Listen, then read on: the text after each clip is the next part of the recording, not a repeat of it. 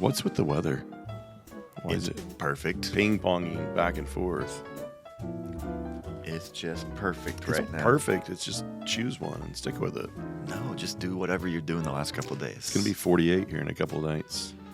It's supposed I to like be. those. Bundle up. I want to wear my sweaters again. All right, we on? Yeah. Okay, great. What? All right. I'm so caught up in the glasses that I couldn't do that.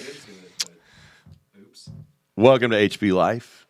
My name's Matt, And I'm Brian. and this is the podcast where we get together and we talk about Highland Park Christian Church, celebrate its members, talk about what's going on, and we got a few things to talk about, things that are crooked in the church.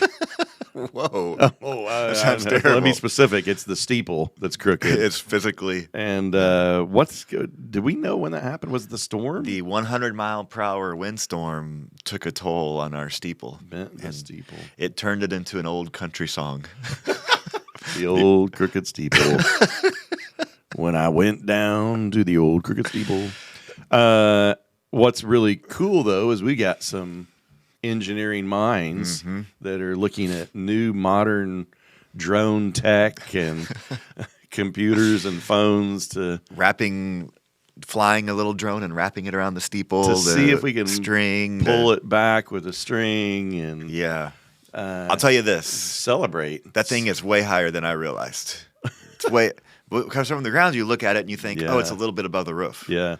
And I haven't been doing much with it, but I did Yeah. help somebody the other day. And I was standing right next to the steeple, and there's a roof on top of our roof, Yeah. and the steeple's on top of that second roof. And I was standing there, and it's still another 15, 20 feet up. I mean, it's way up there. And so, that's, like, I mean, 15 feet. That's like three of you that's true. or two of you. Yeah. Or, 2.5. It's way up there. Yeah. Yeah. Man, that starts feeling really tall. Yep.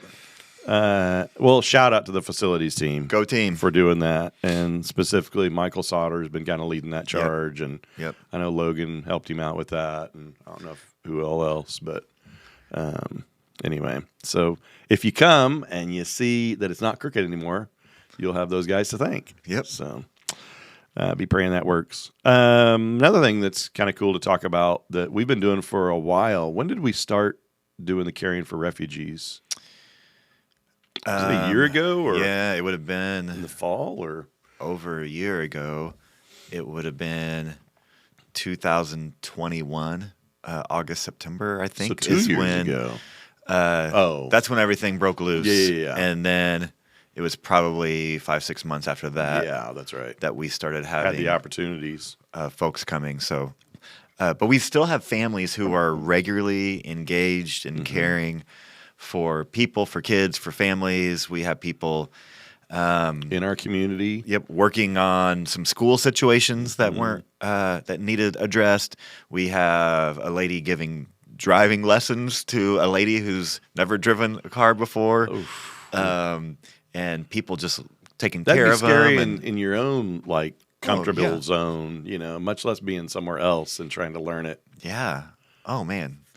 Yeah. So people doing great work, and we want to just shout out to them, encourage them, Yeah. encourage you to keep loving on and caring for them because they need lots of our support. And praying for those people that are here, Yeah. living as a missionary in another country. Angie and I have talked about that before, how difficult it was being in a place that's not your Right. home language or whatever. And, Yeah. and just like, it's cool that we get to pour into these people. I love that they're getting to see God's love in a practical way, just time and time again, Yeah. expressed to them. Yeah, very, very cool. And that kind of is a way that shows love. And our series right now is Love Never Fails. Yep. And so they're actually exhibiting that right now. Yep. As they're caring for those refugees. But we talked about yesterday about the truth that love rejoices in the truth. Yep. Love does not rejoice about injustice, but it rejoices whenever the truth wins out. And so we talked about how to advance justice and truth, that we want to be grounded in Scripture, and then we need to see things as they really are, speak about things as they really are, and then act to help things be as they should be. And that leads to justice. And, we talked about our people that are serving and caring for people and maybe advocating in certain ways. And if I could share a part 2 of that sermon, I'll do it right now, is I think sometimes you need to immediately step in and protect somebody, like right then. But oftentimes in these issues, what we need to do is have some space between each step. We don't want to start advocating until we truly understand the situation, and relationships are so helpful. We don't want somebody advocating for some big immigration policy without knowing an immigrant. Right. Right. Yeah. And the same is true with helping the homeless or the hungry or somebody with a housing crisis.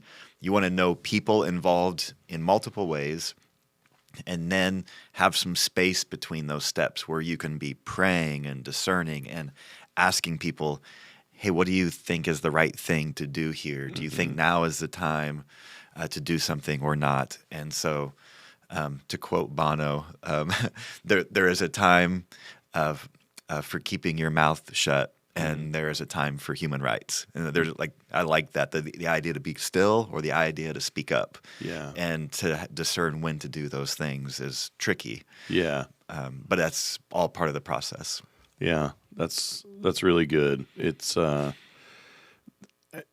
kind of even just looking at, we often talk about, God being a God of justice but we also talk about him loving those that have had injustice towards them. Yeah. And that care that he has. Yeah. And when we do that, that's us, caring for them like God cares for them. Yeah. And it gives us a chance to kind of do that. So we have a bunch of Highland Park people that are right in the thick of it, even just these past few days, and engaging in some type of justice work as it would be defined by the Bible, stepping in and caring with people, for people in tough situations. And so I would just encourage you to be praying for them and looking, like, is God leading you to maybe see somebody who needs your help? And then to do the work to figure out, how do I best help them? And I'm just really thankful that the church and so many people are leaning into that right now.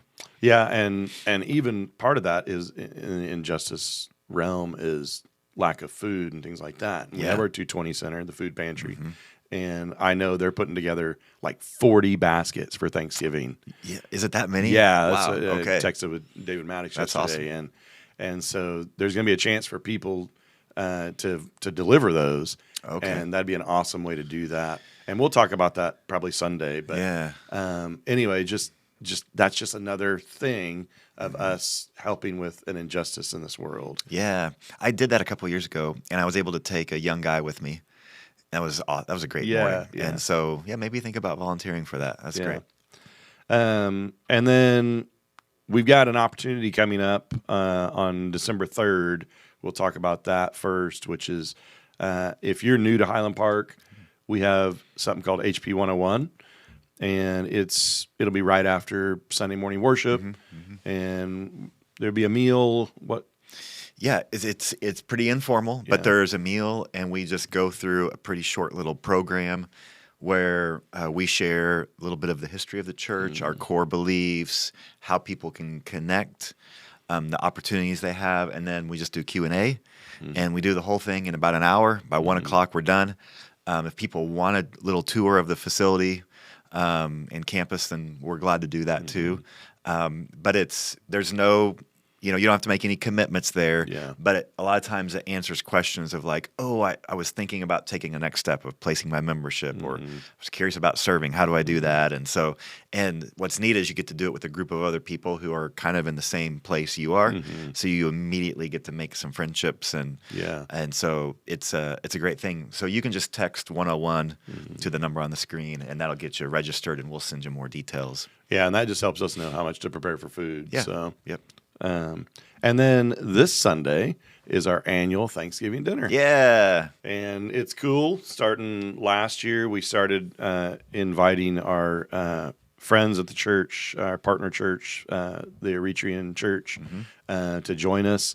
And they came. They brought foods that they make delicious, and we brought all of our foods that we make delicious and got to share, and it Yeah. was awesome. Yeah. And there was too much for my plate, but it was really cool to be able to try all that and to kind of intermingle. And they're coming back, and we're doing it again this Sunday at 5:30. Yep.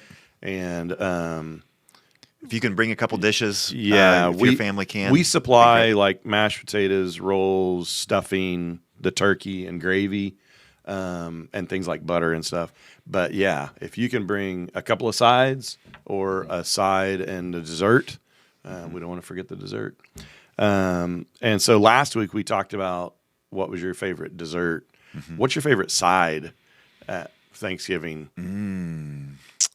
Yeah, maybe like I really That like. if it's not there, it's not Thanksgiving for Oh. you. Maybe those are two different questions. I don't know. Yeah, I'm a fan of stuffing and gravy, but what I've really come to love is sweet potato casserole. Oh yeah. Yeah, a little bit of brown sugar on Yeah, it. what's crazy is as a kid I never liked it. I didn't either. I when I got together with Angie's family, Mm-hmm. they had it, and like I was like, what have I been missing out on? Mm-hmm. And like, yeah, I love it with the brown sugar and marshmallows and all Mm-hmm. that. So one time we were in Italy and we were doing Thanksgiving. Mm-hmm. And I don't know if you know this, but things like marshmallows are hard to find in other parts of the Uh-huh. world. And this was back when we had a Blockbuster video. We had Blockbuster Mm-hmm. in Ancona. And that was the only place we could buy marshmallows. But the problem is they were multicolored. And then the only place we could find sweet potatoes come in orange and also white. And they're native to like Africa, or at least the white ones are. And so we went to an African import store and got these white potatoes. And so we did that, and that was our sweet potato casserole. The problem is it came out, and it looked like a clown's face had exploded. Because it's just like the white background and the multicolored marshmallows just all melting Was it across good? the top. Oh, it tasted delicious, Oh, that's but but you just got to close good. your eyes.